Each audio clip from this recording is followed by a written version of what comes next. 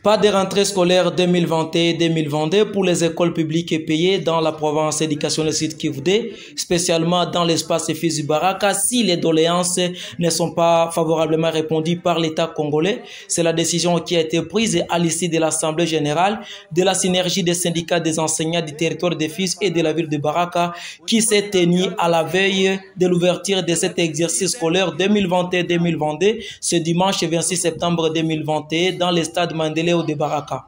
Lohondo Kiza Basile, le président urbain du syndicat des enseignants de carrière, répond aux questions des journalistes après l'Assemblée.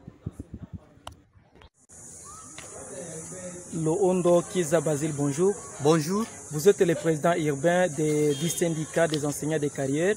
Vous venez à peine de terminer l'Assemblée générale tout à la veille de l'ouverture de l'année scolaire 2021-2022. Quel était l'objectif principal de l'Assemblée? L'objectif principal, messieurs les journalistes, de cette Assemblée était de recueillir les points de vue sur les conditions de la rentrée scolaire année 2021-2022. Après le recueil des points de vue de tous les enseignants de l'espace, quelles sont les conclusions qui ont été prises à l'issue de la réunion? À l'issue de cette Assemblée, messieurs les journalistes, les enseignants ont conditionné la rentrée scolaire par le paiement des enseignants nouvelles unités et non payés. Ils ont demandé la suppression des zones salariales. Ils ont demandé de payer le deuxième et le troisième palier. Ils ont demandé de pouvoir améliorer les salaires des enseignants.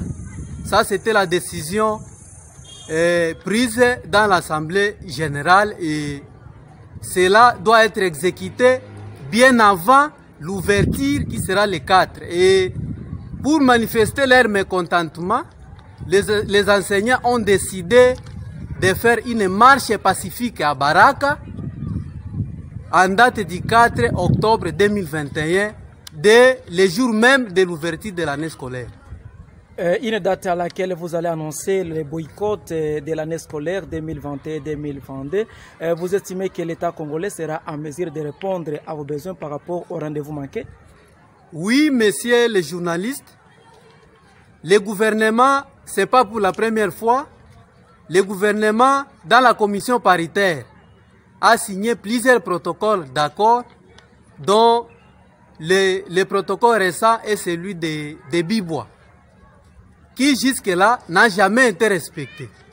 C'est pourquoi nous espérons que, comme c'est le gouvernement qui s'est engagé, il va bel et bien exécuter tous ces engagements contenus dans ces protocoles qui ont été signés en décembre 2019. Et j'espère que dans les jours à venir, le gouvernement et les banques syndicales vont se mettre ensemble pour discuter autour des conditions salariales de l'enseignant. Monsieur le président urbain, vous venez de décréter une décision à laquelle tous les enseignants sont appelés de l'obéir, de ne pas ouvrir l'année scolaire 2021-2022. Et alors, que deviendront les enfants, vos futurs remplaçants et dirigeants? Messieurs les journalistes, nous avons vraiment intérêt à enseigner nos enfants. Mais est-ce que nous allons enseigner gratuitement? Est-ce que les salaires qu'on nous paye va nous permettre d'enseigner avec tout courage? Voilà les éléments qui nous manquent. C'est pourquoi nous demandons au gouvernement de pouvoir payer bien les enseignants pour qu'ils puissent faire ce qu'ils doivent faire avec tout courage comme prévu par le ministère. Une décision peut-être pour les enseignants des écoles publiques. Alors, vous pensez que cette décision sera prise en compte pour les enseignants des écoles privées? Et les enseignants des écoles publiques et les enseignants des écoles privées sont tous enseignants. C'est pourquoi nous les appelons. C'est une cause noble qui concerne tous les enseignants. Nous appelons à tous ces enseignants-là des écoles privées de pouvoir nous accompagner dans cette lutte. Je vous remercie. Merci beaucoup, messieurs les journalistes.